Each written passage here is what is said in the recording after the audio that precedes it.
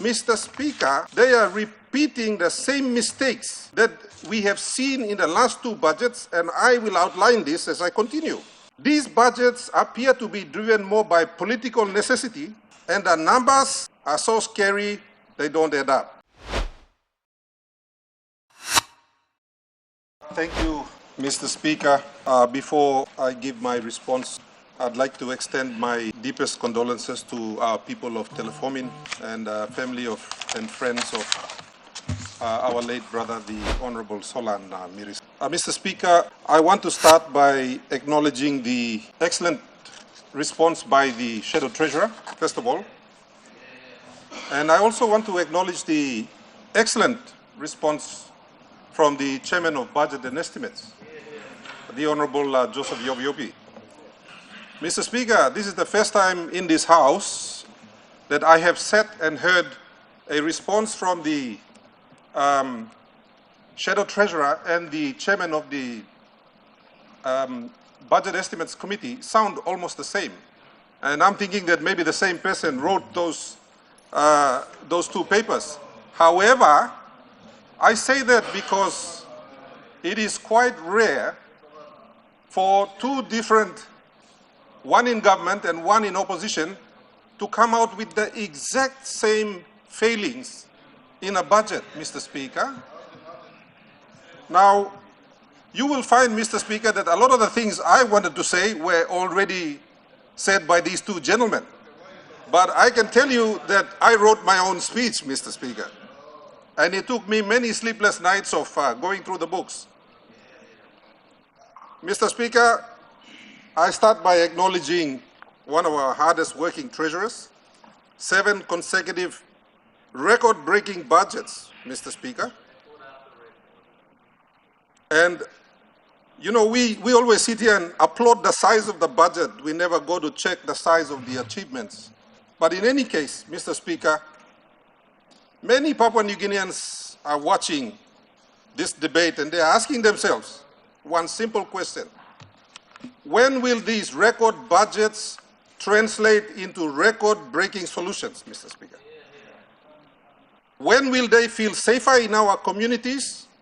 When will these young men and women find a job? Or even simply just to access basic medicine at one of our clinics? The disconnect between these grand budgets, massive record numbers, and the reality our people are living could not be greater, Mr. Speaker. The government can no longer ignore the fatal flaws in its budget assumptions for 2024, 2025, and now 2026. Mr. Speaker, they are repeating the same mistakes that we have seen in the last two budgets, and I will outline this as I continue. These budgets appear to be driven more by political necessity than by technocratic rigor. And the numbers are so scary, they don't add up. The first issue I have is that I see a clear pattern of failure in planning and delivery.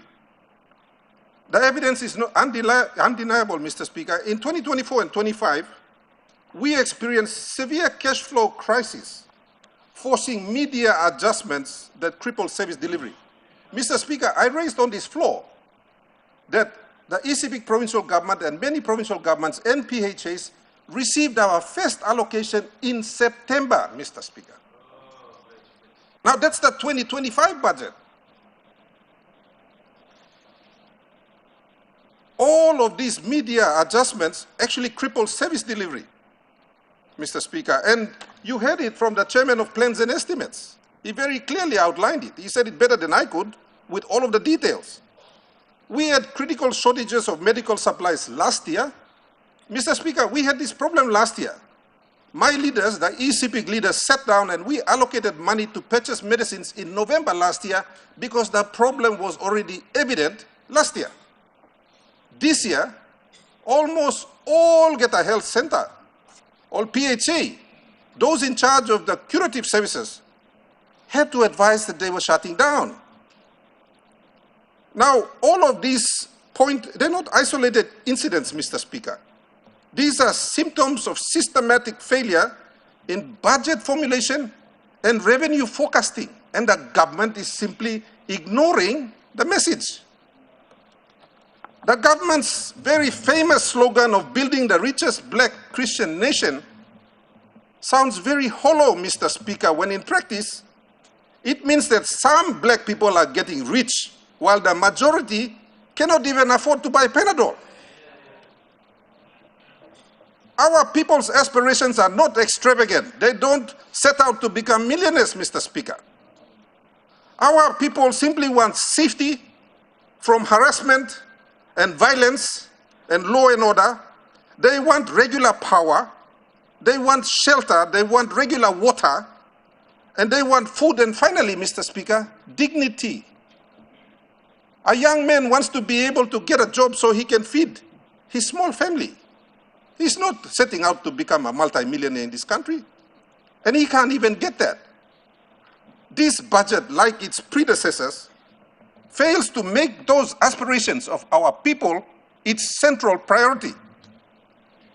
The second point is financial engineering and a lack of transparency, Mr. Speaker. This budget masks deeper problems through questionable practices that you need to be aware of, Mr. Speaker, as the chair of this House. The budget has several issues that I will outline. The first one is floating debts, Mr. Speaker. The escalating practice of writing checks against the following year's cash flow needs to stop. In 2023, when the budget closed, Mr. Speaker, there was $1.5 billion in floating checks that were cashed in 2024.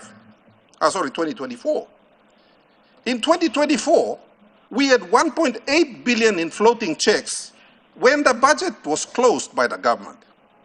Now, what this effectively does is you take out a mortgage on the following year's cash flow, Mr. Speaker.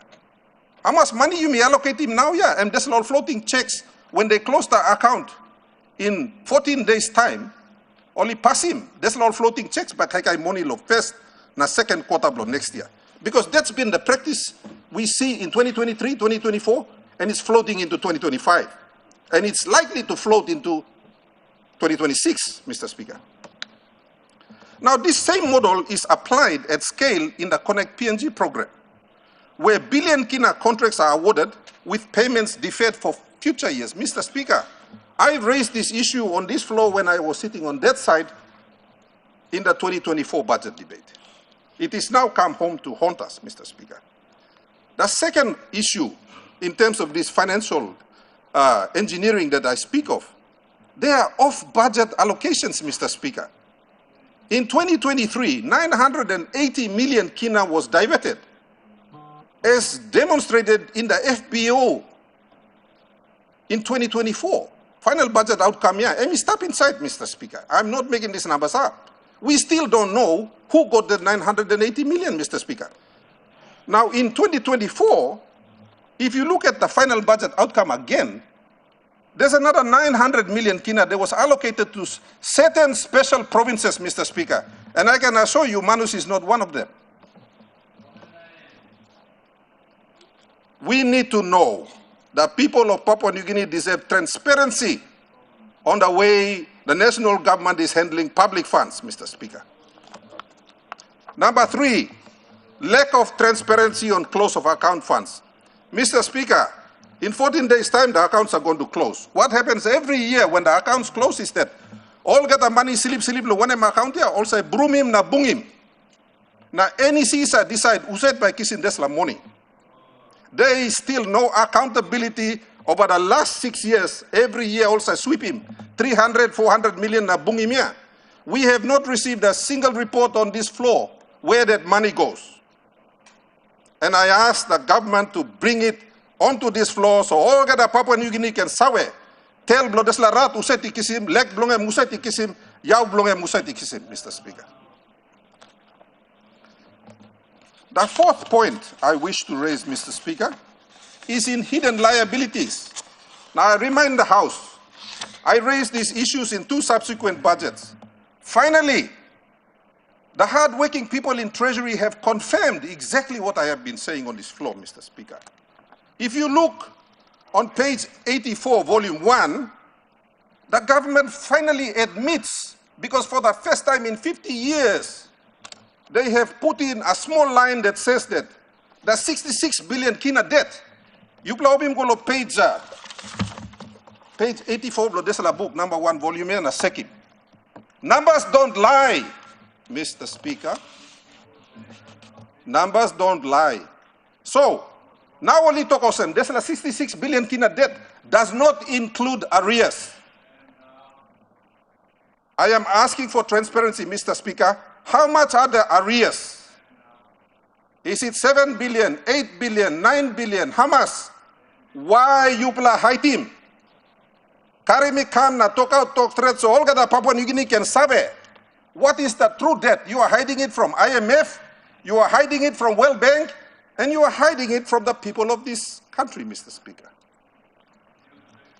Mr. Speaker, I raised serious issues about the funding of the Connect PNG. Finally, if you look at the WEX budget, they are allocating 100 million kina a year for arrears. Now, only got narbla arrears ken, emoli high team backside lo Connect PNG, because their own budget books tell us, Mr. Speaker, numbers don't lie. Those are your numbers, not mine. Now, what the government is doing is not fiscal consolidation, Mr. Speaker. It is a deliberate effort to keep massive state liabilities off the books. Only talk 66 billion, but true number is not on the books. We are not seeing it, Mr. Speaker. Now, there's all kind line also. IMF na World Bank lo backing you lo heighten this number ya. Someone needs to tell us the truth. What is the total number for all of the Connect PNG contracts? Is it 10 billion, 12 billion? How much, Mr. Speaker? These are, again, mortgages on future revenue. The House, the people deserve to know. This is clever accounting, Mr. Speaker, because what they are doing is, only kisimol contractor work now by paying more next year and a year behind. So trupla dinau ya emi stop finish, but only no put him on top so all people by looking, Mr. Speaker. Clever accounting, creative accounting. And I am asking again, is IMF and World Bank endorsing this practice of clever accounting? The next one is the unrealistic revenue assumptions and election consents. Mr. Speaker, he got some all budget items only put him inside long 207, where he no got clear explanation. This is like something. For example, under 207, there is 150 million kina for a contingency fund. M1M, election contingency or 1M. There is 75 million for SDG number 8. There is no description on what they are going to do with that money, Mr. Speaker. And then there's 200 million for unnamed government obligations. Only put him lohap. He got 75 million, you blow open member, you blow harim staff. Only height him 75 million long 207, only talk blow district maintenance. So you blow open member harim, me talk him you blow now. And then there is 180 million, Mr. Speaker, for the PM slush fund. M2 is tablo 207. This year it was 200 million, Mr. Speaker. Very clever accounting.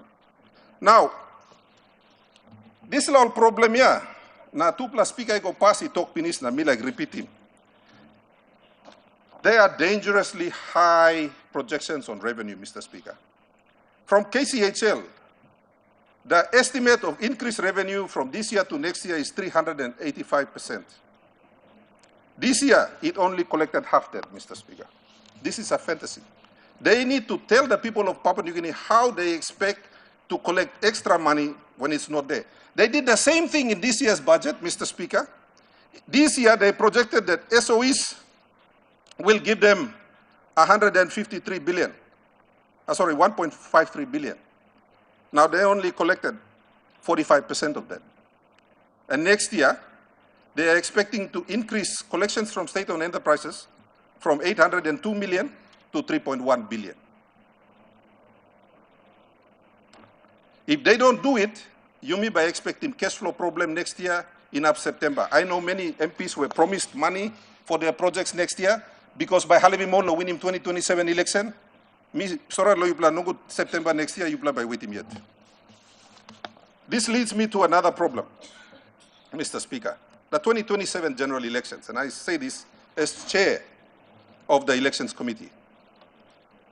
Mr. Speaker, there's some funding to the commissioner, but there's no funding to police and some of the other agencies that are going to be carrying out the elections specifically. So me just talk out as well as a warning after what we've seen in the LLG elections just concluded about a week ago. You may not like to repeat him 2027, Mr. Speaker. Finally, the empty promise of provincial funding. Mr. Speaker, people belong ECP, long 2024, 44 million me play no kisim.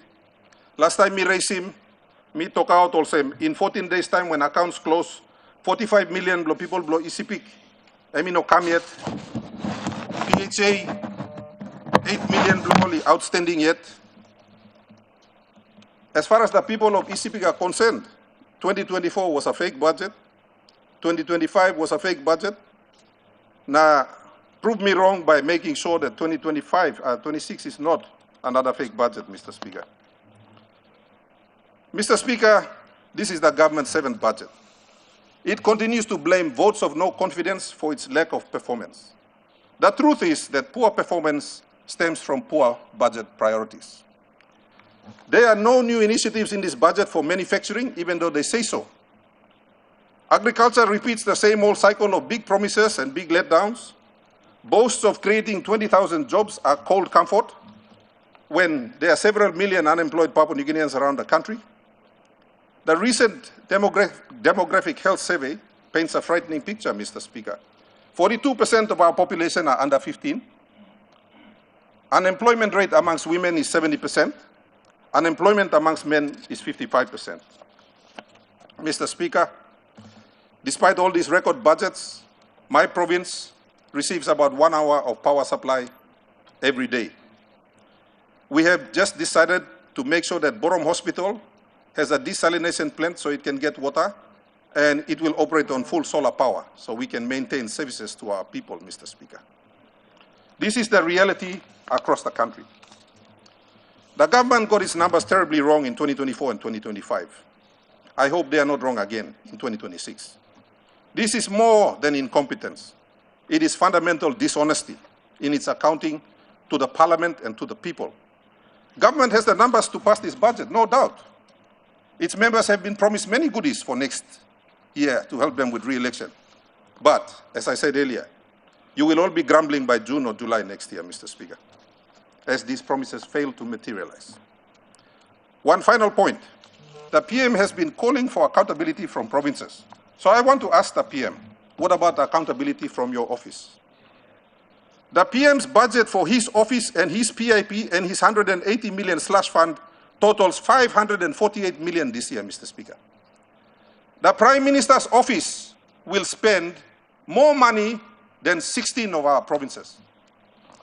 Only 6 provinces will spend the same amount as the Prime Minister's office, Mr. Speaker. ECP has 700,000 people, and we are looking at a budget of 370 million kina this year. Manus is not going to receive as much money as the PM's office.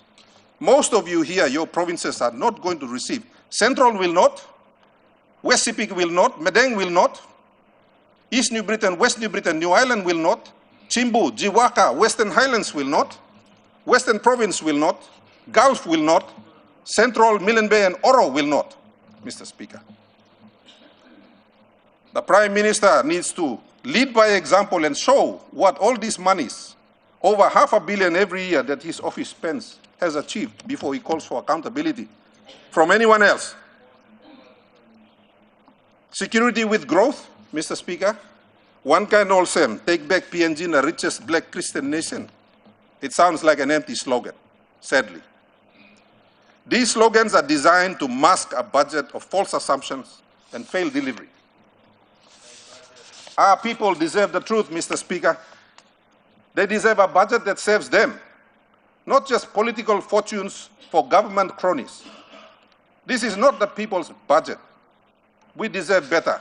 Mr. Speaker, Mibla member of Parliament ibin kisintok gaman lo 2024 budget, the 2025 budget, the now 2026 budget. It is an insult to the intelligence of the members of Parliament when the government front bench continues to make promises, big promises in budgets it cannot keep. It makes us all look silly.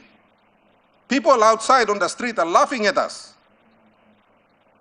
And that cannot be the way that we continue to allow this noble work of putting people at the center of our budgets to flounder and fail every year, Mr. Speaker.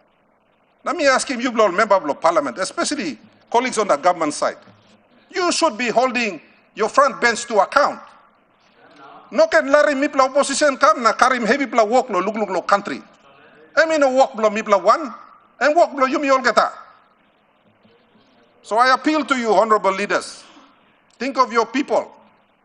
16 provinces will receive less money in next year's budget than the Prime Minister's own office. Thank you, Mr. Speaker.